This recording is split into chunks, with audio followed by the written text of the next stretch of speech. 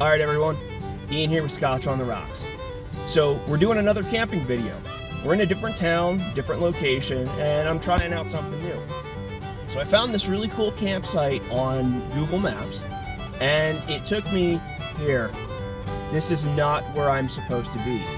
So luckily there was a nice lady who was walking her dogs, and I stopped and I asked her, hey, do you know where the Coulter Campground is? And she looked at me and she said, buddy, you are way off. I bet you use Google Maps. I said, yes ma'am, I did. She goes, well, you're gonna have to go about 20 miles in the other direction and hook back around and blah, blah, blah, blah, blah. I said, oh man. And she started laughing and she goes, you're one of like 4 or 5 people I've helped out this month. Google Maps is totally wrong, but we'll get you there. So I am gonna try and situation out. I'm gonna use her directions and try and get there, and it's going to be interesting because I'm not going to have my tent. I'm just going to be camping in the old 4Runner, but there's still some things that I'd like to talk about. You know, I had talked about in a previous video that I was going to show you my pack for emergency get out of, you got to walk out of wherever you are. So that's one of the things I want to go over, and to be honest with you, I just want to get some camping in. I just want to enjoy some of the time that I have off. So what I'm going to do is I'm going to continue this adventure, and that's absolutely what it is right now, is an adventure. And I will be back with you kind of when I have a better understanding of where I am and if I find camp. All right, everybody, we found it. It was a trek, but we found it. It is way more developed than I expected, but we're just gonna roll with it because at this point I've been searching for this place for about 3 hours. So we're just gonna roll with it. But I wanted to kind of show you guys the scenery as to what I'm looking at here. It's absolutely gorgeous. There's houses close by, but again, we're gonna go with it. So look at how beautiful this is. I hope you guys can hear okay. It's actually super windy and cold, but again, just if I find out that I don't like how it goes, I'll plug in my mic pack. This is absolutely gorgeous.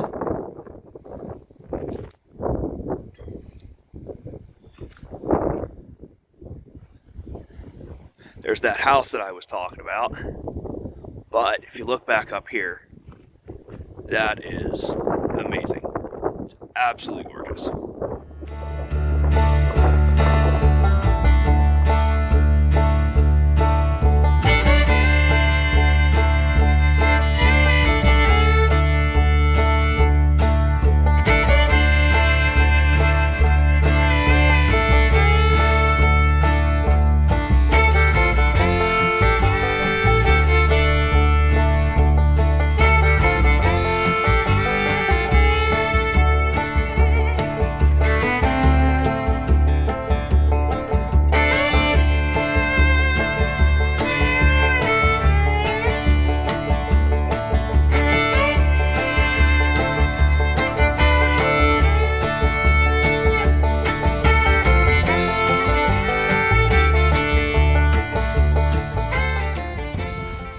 I'm not sure if you can see this, but it's pretty obvious that this wildlife right here is not afraid of humans, and that's kind of sad. I don't really like to see that. That doesn't bode well. And those are mule deer. Now you could tell they're mule deer by at the very tip of the tail, they've got black on it. So that's how you know that it's a mule deer. And like I said, they are just not afraid of humans whatsoever. Like I could probably walk up to this one, but I'm definitely not going to, because that, like, you're not supposed to, and you don't want them to get even more accustomed to humans. All right, so in a previous video I said I wanted to go over the pack that lives in my car. Here it is. Just an average, ordinary, everyday backpack. But I have stuff in here that could get me out of a really bad situation, right? Let's say you wreck with no service and you gotta walk, or you're out hunting and your car battery doesn't start, whatever the case may be. Now, this is my hunting pack as well as just the pack that lives in my car. So we're gonna start from the smallest pocket and work our way down to the biggest pocket. Here we have earplugs. Numerous reasons for earplugs. Again, hunting pack. If you get into a situation where there's a loud equipment around, just good to have a set of earplugs with you all the time. A sheath knife. This is a buck knife. I like it. I don't have any problems with it. I got it for Christmas a few years ago. It's just one of those things that it's nice to just have in the pack with you, just in case you need water vessels for holding water. These are dirty. These are actually dirty water vessels, so I would have to purify the water first, but that's why they have the red clips on them.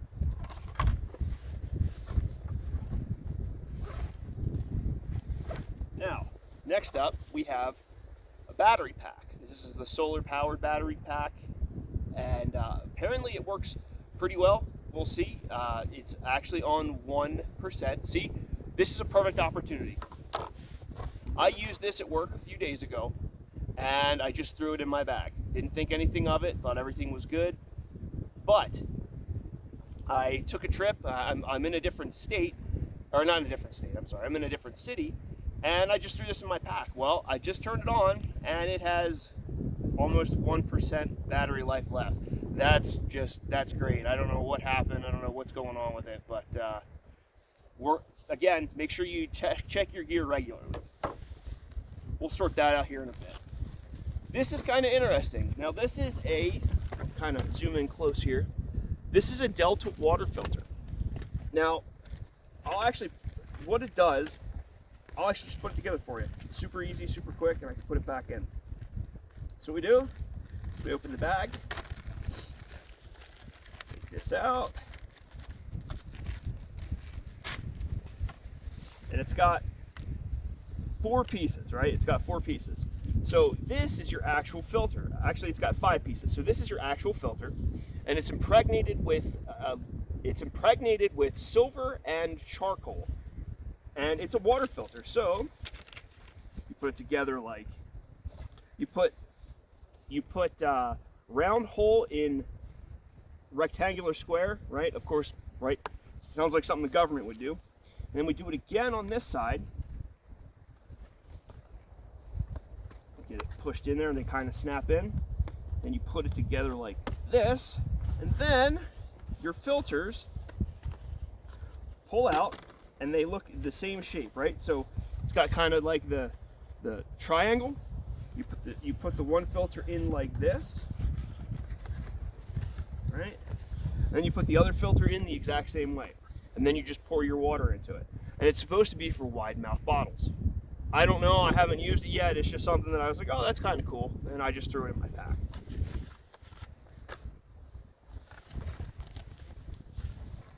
Life straw, again, water purification. Like I always harp on, you want to have 2, or if you can, 3 of the same thing as backup. A Sawyer. Make sure this stuff doesn't fly away on us. Sunscreen and bug repellent. Again, we don't know where we're going to be or how long we're going to be stuck out there. That covers it for this portion of the pack.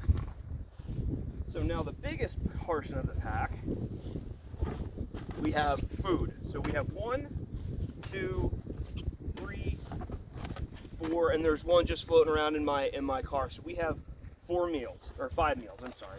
We have 2 dinners and 2 breakfasts, right? My whole plan is to not be stuck out for days and days and days, but in theory I could be out for 4 days with that amount of food. I have a hammock in case something happens and I have to sleep in place, right? I can't use the car. I hit a deer and the engine's completely fried, and there's no way to move it, and I have to sleep someplace else. That titanium cook set that I was talking about. And inside here we have that. It's like it says, so it must be Jetboil. It must actually be a Jetboil. But I got it for about 25 bucks off of Amazon. And I showed this in the last video, plus isobutane fuel. That's so that, again, we've got to purify water, we got to heat up water for our meals, we're set there. Also, in an emergency, I don't recommend it, but I've seen it done, using it as a heat source. They say you're not supposed to, they say it causes carbon dioxide. I'm not saying that I would or I wouldn't, I'm just saying that I have seen it done, and I can't recommend it and I can't not recommend it. I know that sounded like a lawyer, but I know what I would do in that particular situation, but I'm not going to give you bad advice. Here we have some rope, fire starting bag, we got matches. Perfect. So we got matches, we have a lighter, we have a ferro rod, we have a multi-tool, tinder, and inside this ferro rod, it's kind of a ferro rod kit sort of thing. It's got, so it's got a whistle, and it has tinder inside. So if we open this up, see, fire starter.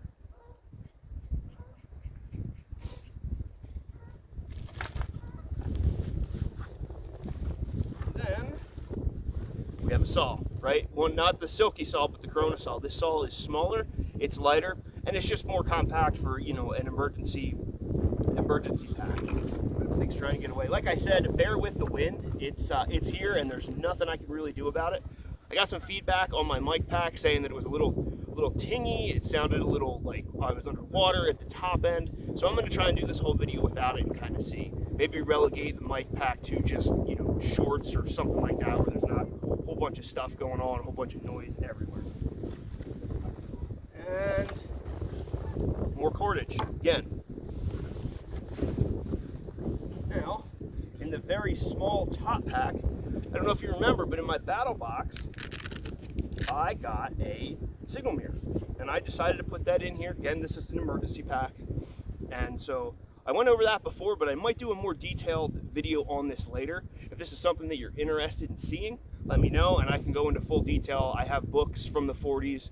In fact, I'm going to end up reviewing one of those books that I have from the 1940s. It's called the Blue Jackets Manual, and it was written by the Navy, and it was for sailors who were going to the Pacific Theater, and it was all sorts of survival techniques and tactics, and this was one of the things that they talked about. So I can really dive deep into this if you're interested. We have a carabiner that's got different clips and things like that. This is not for climbing, it's just for holding stuff down or cinching stuff up. And then, last but not least, we have a SOG folding knife. It's kind of big, you know, but it's good to have more knives than less knives.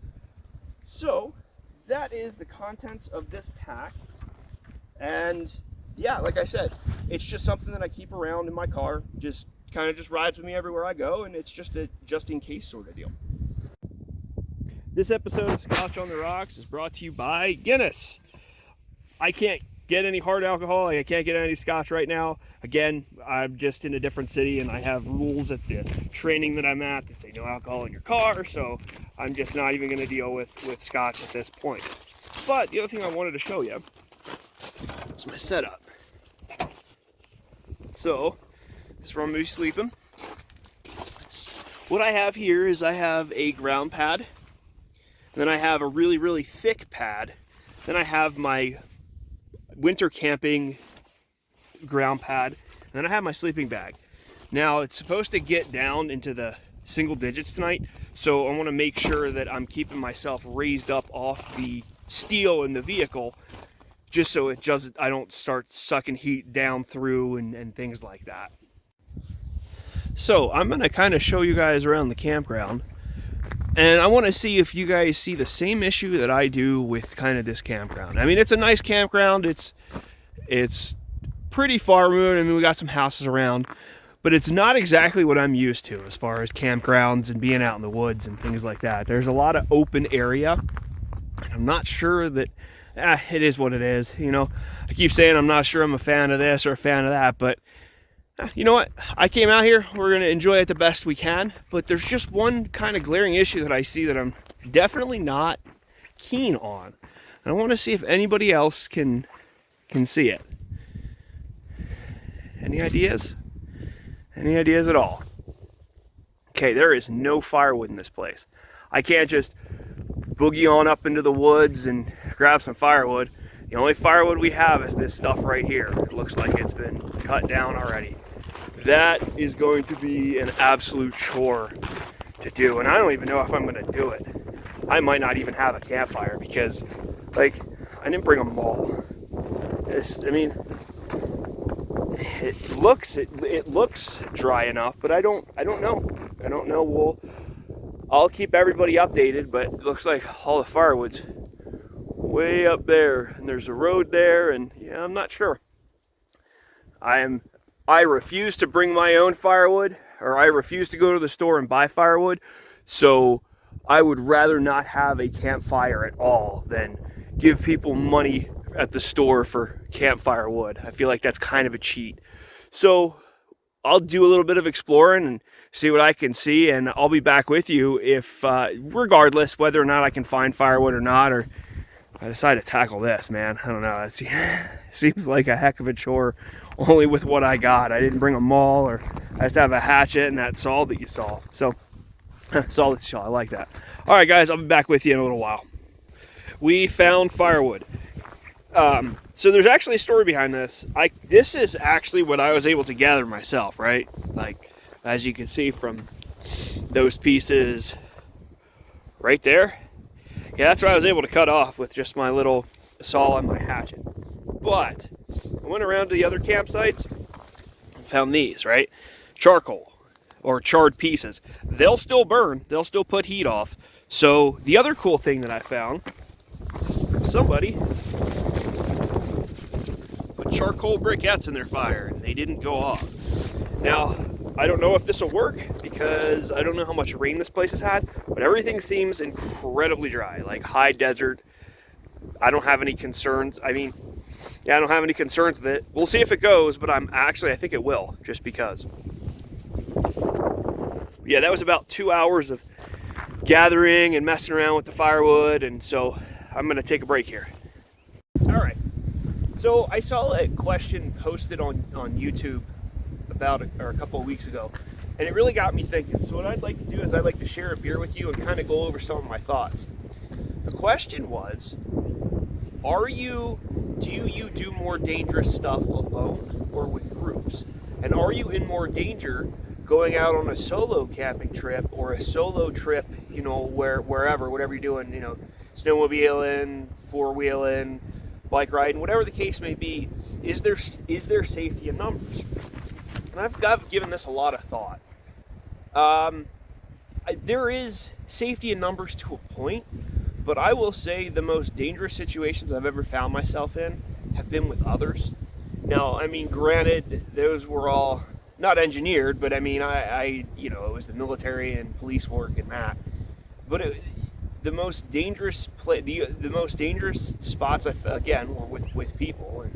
But I gotta say, as far as solo camping and solo, bike riding or four-wheeling or whatever it is that you're doing, I found that I feel like I'm actually safer solo with a lot of things. And I say that because in the last episode, you probably didn't see it that well, but the lake that I was at was actually frozen. Now, was there an inner child in me that said, hey, go out and walk on the ice? Yes, there was. But what I decided to do instead was throw rocks on the ice and just test it. I didn't actually go out on it because it was like, is the risk worth the reward? The answer is no, because there's nobody around. I'm all by myself. And if I fall into this lake and I start to freeze, no one is coming to save me, right? I have no way of getting a hold of anyone to come save me. And in each of those situations, and it was the same thing when I was a kid. I wasn't a kid. I've told this story before, but I was fresh back from the military. And me and a buddy decided to go to the beach. There was no lifeguards on duty. It was September. It was like middle of September. It was probably too cold. Maybe late September. Whatever it was cold. It was cooler. We decided to get in the ocean anyway. Well, I got pulled out by a rip current. Something I hadn't experienced since I was just a really little kid. And I remembered, my first instinct was, hey, I'm going to call for help. Nobody's going to come help you. You don't have your cell phone on you. You're in the middle of not the middle of the ocean, but you're in the ocean. You're not going to be able to just call for help. So I had to calm myself down and think my way through it. And I have two schools of thought. One is, don't take unnecessary risks, right? If you can avoid something, if you can avoid a risk, avoid a risk. If it's something that's stupid, avoid it. The other thing that, I've come to over my years of kind of whatever you want to call it, nobody's coming. It's up to you. It is absolutely 100% up to you to figure out the situation, right? Like, yes, if your car battery goes dead, you can call for help. But if for example, you're freezing to death, right? you're freezing to death, it's going to be up to you to figure out how to make a fire, get yourself a shelter, get all that stuff set up. And that's kind of what this channel's about, you know. It's up to you. And there's a chance that nobody's coming. And going back to not taking risks, one of the things that is actually kind of risky, and I don't even think about it, is getting firewood, right? So back home, there's these tall trees, these dead standing trees, and I'll take a handsaw and start going to town on them. Sometimes I don't necessarily think things through, and I should, because you're thinking it's a handsaw. It's not a chainsaw. You're not taking down 120-foot cedar trees. No, these are little. They're not little, but they're not big by any means, right? But there's still that possibility that, number one, it could land on you. Number two, it could slip and punch you right in the stomach. Or number three, a rogue branch could fall on you. And these are things that we need to take into consideration, like how much risk versus reward is there? And it comes down to what an old instructor told me. He would always say, is the juice worth the squeeze? Meaning, is it worth it to put the effort in to get the reward, or is it too much work? Is it too much risk? Is it too much trouble? So I genuinely feel like I am safer by myself, because it's not, hey buddy, hold my beer and watch this. That doesn't really come into play. I'm always cautious.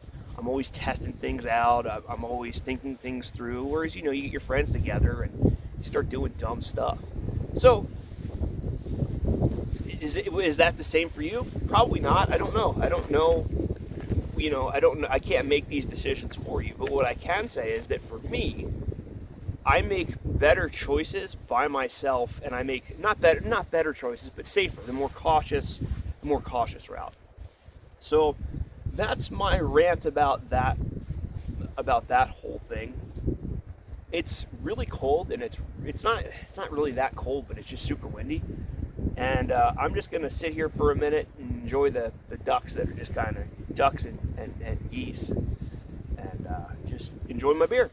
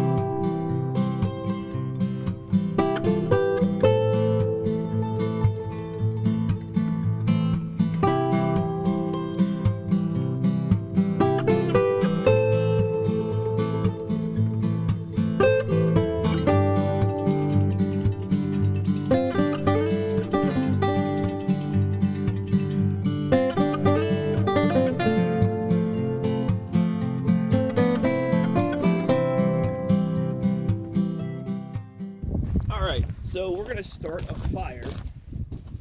It's cold, it's windy, the sun is completely disappeared. So my plan was to actually show you a different way to make a fire with a magnifying glass, and yeah, that didn't work out. So we're just gonna go to plan B, which is a ferro rod and a knife. So let me get this back in where it needs to go. So what we're gonna do, we're gonna get this right here. So this looks like the bark, or the interior pieces of, just past the bark of cottonwood, and it's really fibrous, and it seems to be really dry. So what we're going to do is we're going to go ahead and fluff this out real good. Get some more little tinder bits and have them close by. But as you can see, it's right here. So all you got to do is pull this off right there. It's right underneath the bark. So it's the sinew that holds the bark on. You're going to take this, you're going to just pull it apart, right? We want to get all the fibers out. We want to get this as fibrous as we can, not as condensed. Take this, our bushcraft knife, our ferro rod. And unfortunately, my ferro rod's gotten all sorts of strung up here, so bear with me for a second while I get this undone. I will say that having this ferro rod and this knife both in the same holder is very nice, but there are times it's absolutely a pain. Like this. So what we're going to do, we're just going to go for it anyway. What we want to do, like I said in the short that I made, we want to make sure that we get our knife, back end of our knife, not the front end. We just want to, as hard as we can.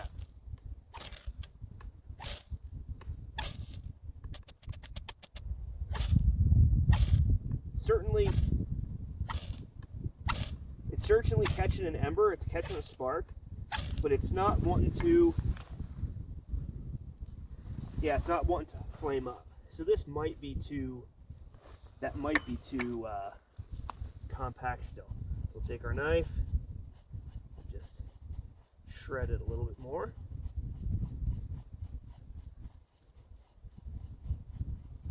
They call this a bird's nest or a tinder nest, because it should at least kind of resemble a bird's nest. Try it again. There we go, we got her. Well, we did have her.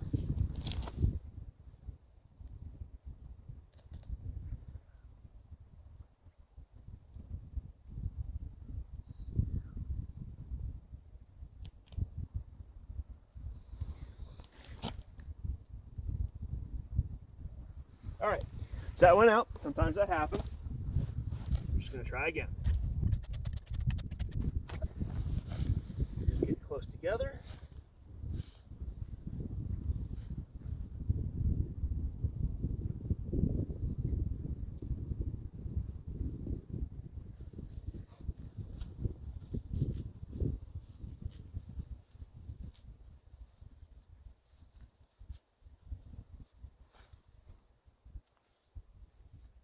So this works a lot better with birch bark. Usually within the first couple of sparks you can get it to go with birch bark. But again, different environment, right? We're in the high desert, there's not much birch bark to go around. So you got to make do with what you have. There we go. See, so there's little flames that are coming up, but it's not actually catching the whole thing up. So just gonna keep with it, right?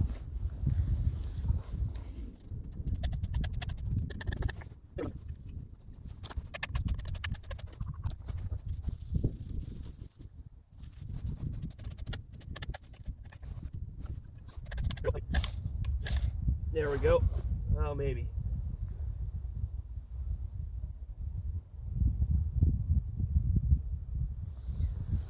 I hope you can see it on camera, but what's happening is that we're getting little flames that are going up super quick and then they're going out.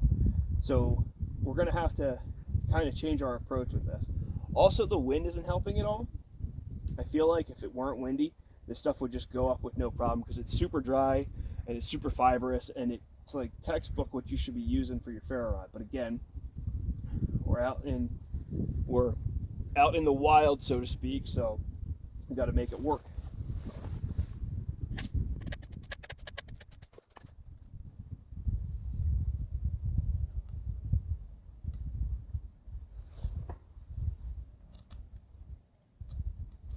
There we go. Maybe. There it is.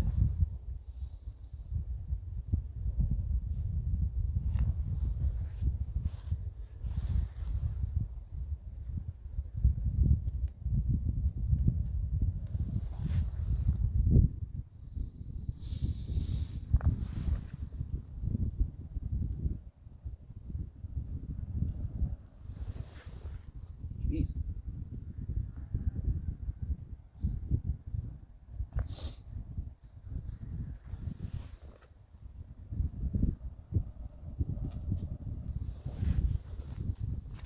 Goodness gracious.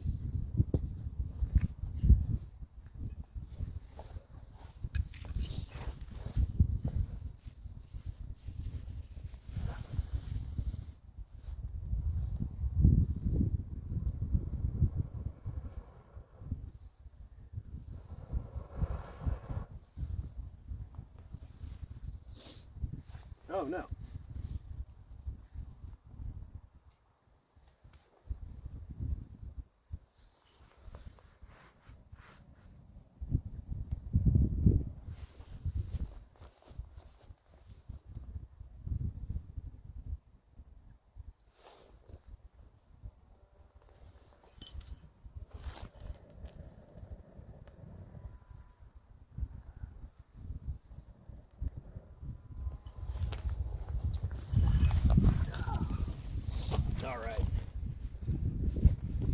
that.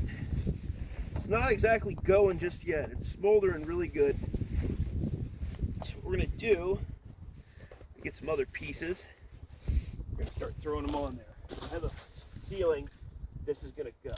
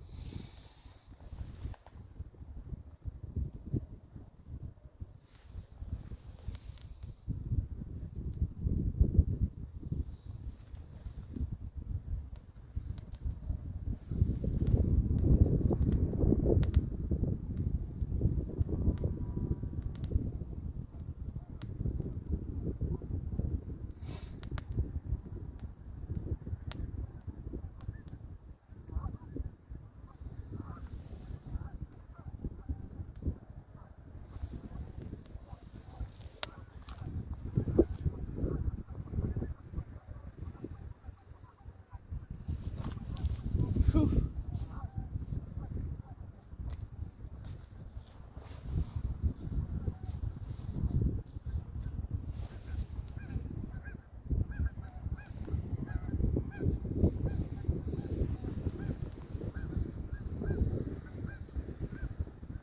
There we go. There it is. Finally.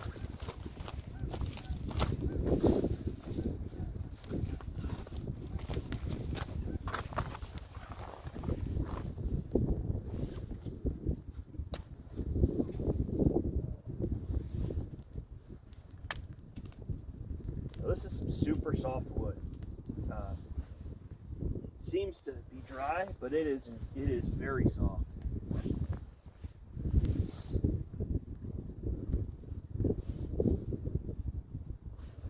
Ta-da!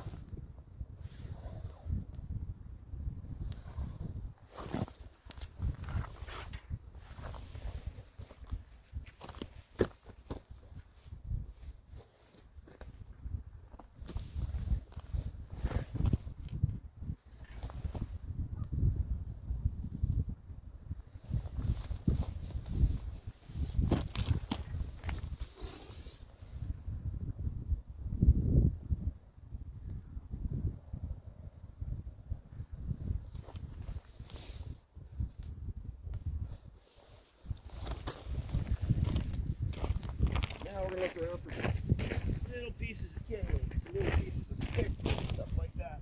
I didn't do this to begin with, and I should have.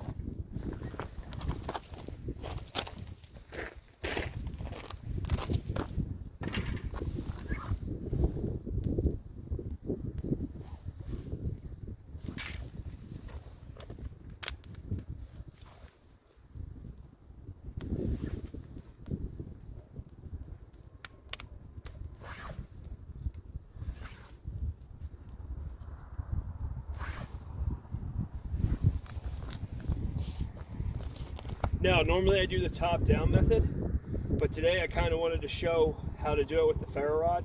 Now, you can do the top-down method with this, but I really wanted to kind of have a clean slate for everybody to see kind of what I was doing there.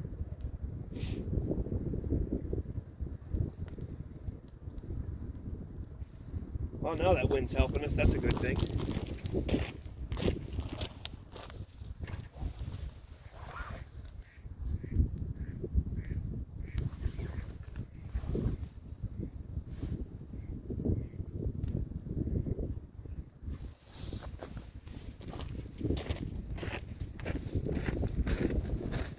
I feel like that deserves a beer. Cheers, guys.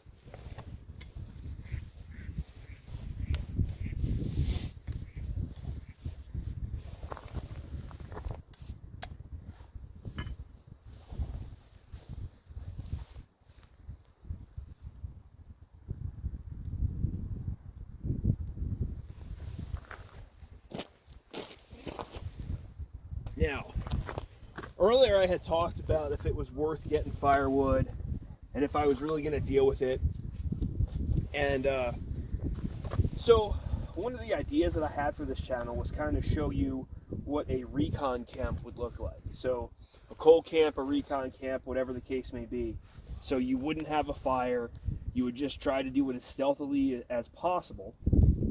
And, you know, try to show no trace and leave no tracks. And, you know, you would go into an objective, you would spy on said objective, you would get information on said objective, but you wouldn't make a fire. You'd, quote, camp there, and then you'd come back. If that's something that you're interested in seeing, I know like Grand Thumb and all these other tactical military channels have done it to death, but I could probably offer a different aspect than they could as far as with the bushcraft and, you know, not as militaristic as they would be, you know.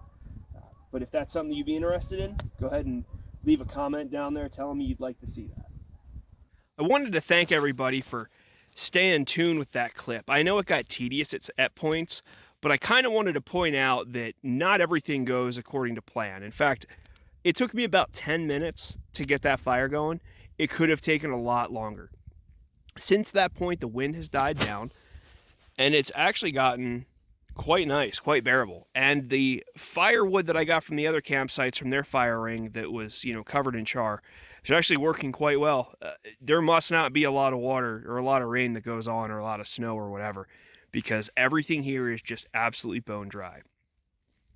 Getting back to what I had initially said, I know it can be tedious to sit through, but I really want to show people what it's like in the real world, right?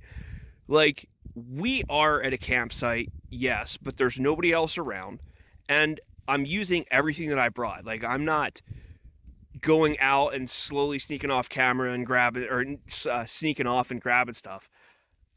I'm using what I brought. And yes, I have lighters, I have torches, I have a torch for my cigars, absolutely. But I wanted to do that just to show, because in the last video I did about a ferro rod, it was birch bark. It was basically cheating. All I had to do was spark it once or twice and it went up, and, you know, it's not always like that. In fact, it's usually way more of a grind than it was even this time. But I appreciate everybody staying tuned with that. And full disclosure, I don't have to use this fire for anything. I'm just having a fire to have a fire. I brought water, I brought food. I don't have to cook anything. I don't have to purify anything. This is just me having a fire because I want to, and showing everybody how a ferro rod works. So with that being said, I'm going to chill here, enjoy my beer, and just let the warmth of the fire kind of get all over me. It's kind of cold, but again, the wind has stopped, so small blessings. All right, everyone. So the fire's burning down. It's getting dark. They're calling for at least an inch of snow tonight, and for high winds, a high wind warning. So I'm gonna hit the hay here shortly and maybe wake up early and get back to where I gotta be. That kind of makes me a little bit concerned. I'm in a spot where I haven't spent a lot of time and I don't know the roads that well. So yeah, I had my dinner and I think I'm gonna rack out. If anything changes or anything interesting happens, I'll get back with you guys, but I think I'll just go to bed and I'll catch up with you first thing tomorrow morning. All right, everyone. I don't know if you can hear it on my audio, but it is absolutely howling. It's snowing and howling, and I think as soon as sunlight hits, I'm gonna get on out of here. I'll just let you listen here for a second. It shouldn't take long.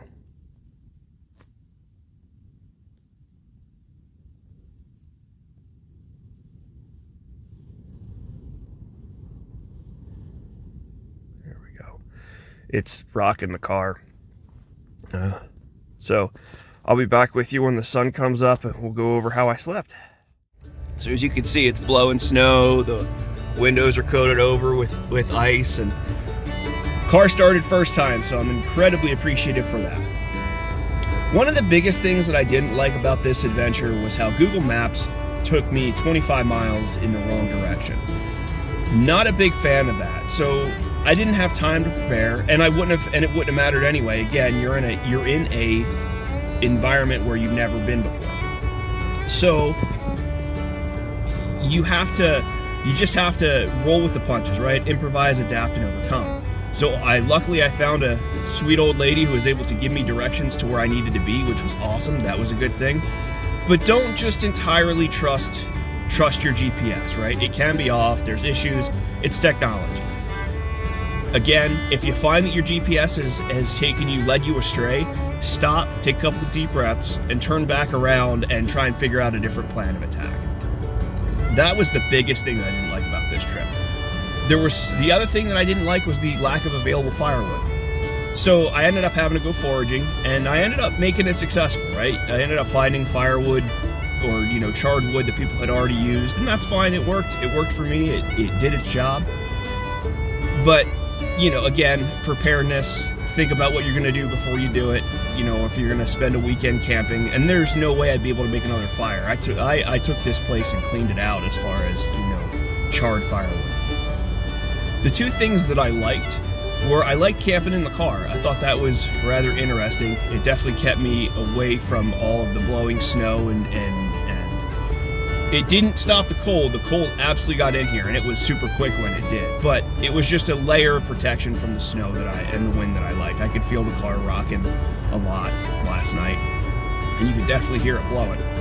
The other thing that I liked was I know I talk about firewood a lot, but the spot was actually pretty cool. I liked being able to watch the birds swimming and fishing and all that stuff. And it's a neat spot. There's some cool mountains around. It's really beautiful. Without a doubt, it's absolutely very beautiful. So I think that about wraps it up. I got a long drive home that I got to be on my A game for, paying attention to the roads. But I wanted to thank everybody for watching, and I will see you on the next one. Thanks, guys.